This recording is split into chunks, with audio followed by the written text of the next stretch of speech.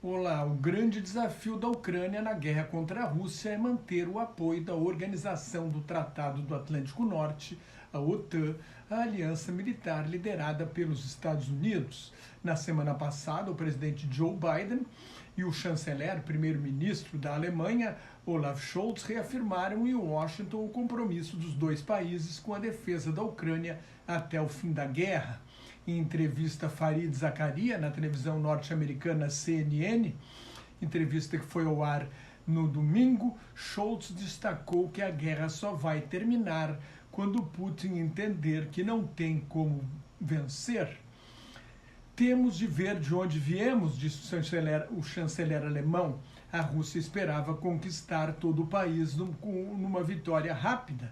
Teve de reagrupar as forças. A Rússia não esperava a força e a bravura da resistência ucraniana.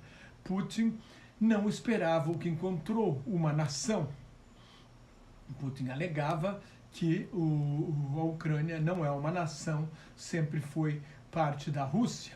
O primeiro-ministro alemão acrescentou que Putin também fez um julgamento errado sobre a união da Europa, a aliança dos Estados Unidos com a Europa e os amigos da Ucrânia e o fornecimento permanente de armas que os Estados Unidos e aliados, cerca de 33 países, dão aos ucranianos para que sejam capazes de defender o país agora e no futuro.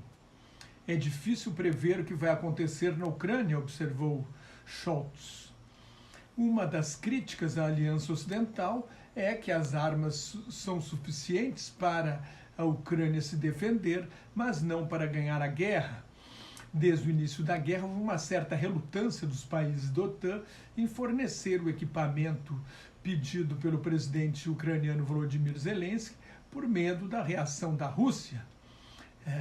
Tudo que a Ucrânia pediu foi liberado gradualmente de sistemas de defesa antiaérea, peças de artilharia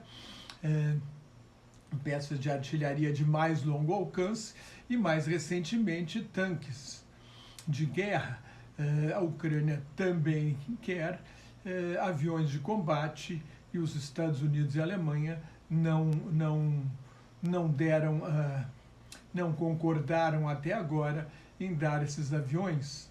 Uma coisa é certa, acrescentou Scholz, vamos continuar a ajuda econômica e militar e não vamos tomar a decisão no lugar dos ucranianos. Ele estava falando aqui de possíveis negociações de paz, de possíveis concessões territoriais à Rússia, como ceder definitivamente a Península da Crimeia, ocupada desde 2014, e parte da região de Donbass, no leste da Ucrânia, que é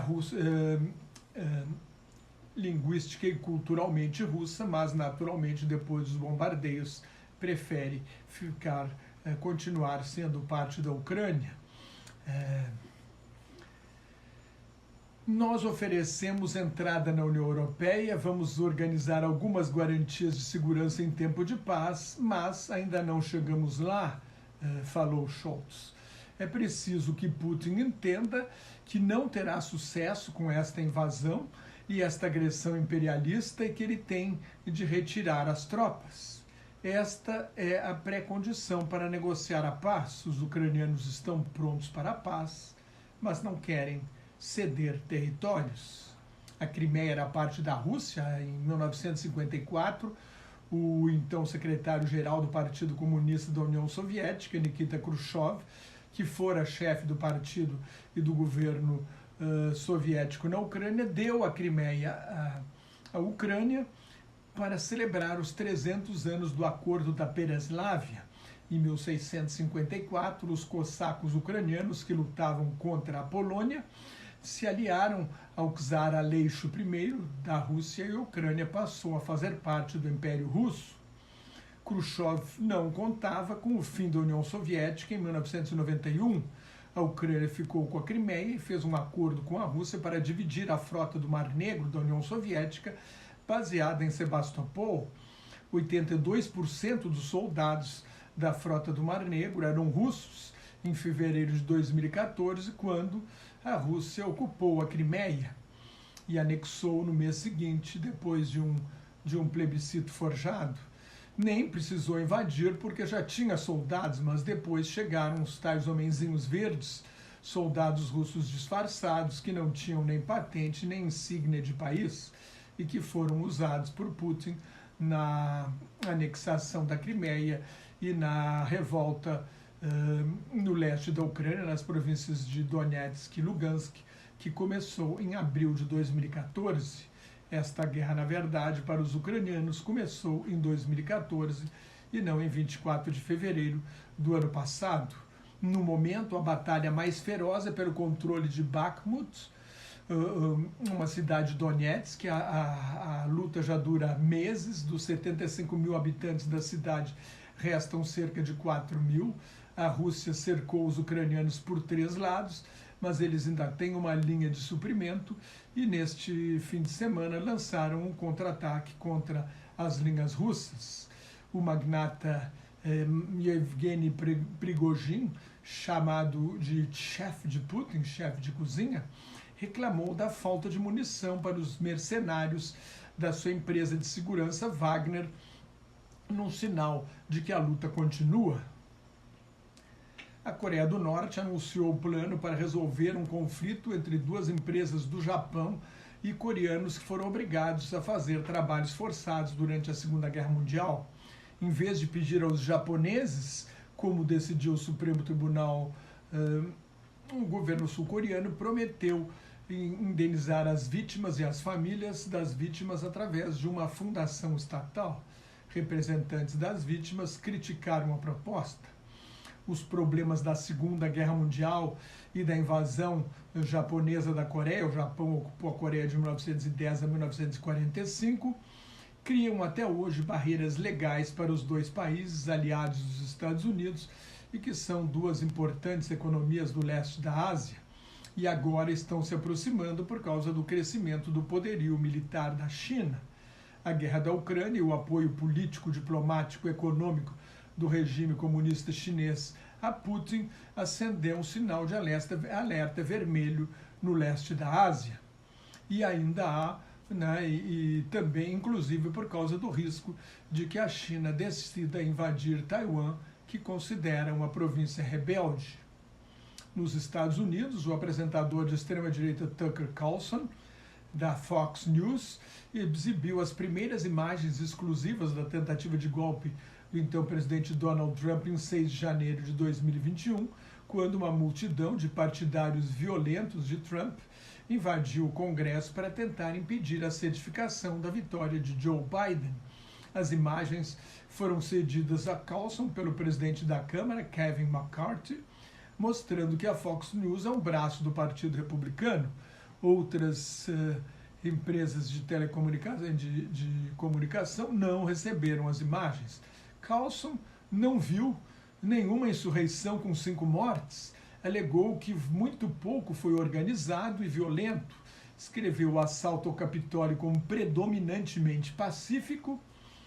Mais de 100 policiais saíram feridos, além dos 4 mortos, além das 5 mortes, mais de 100 policiais saíram feridos, 1.000 pessoas foram presas e 500 confessaram a culpa em processos na Justiça dos Estados Unidos.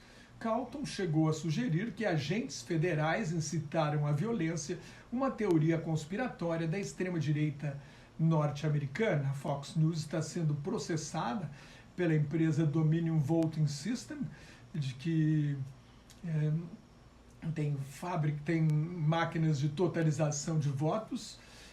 A Dominion foi acusada por apresentadores da Fox e entrevistados de participar da suposta fraude eleitoral que o ex-presidente Trump alega que houve na eleição presidencial de novembro de 2020. A Dominion cobra 1 bilhão e 600 milhões de dólares, 8 bilhões 250 milhões de reais por difamação. É difícil um processo difícil, porque a Suprema Corte dos Estados Unidos só condena jornalistas por difamação, por crimes de imprensa, se ficar caracterizada a má-fé. Acho que nesse caso pode ficar caracterizada.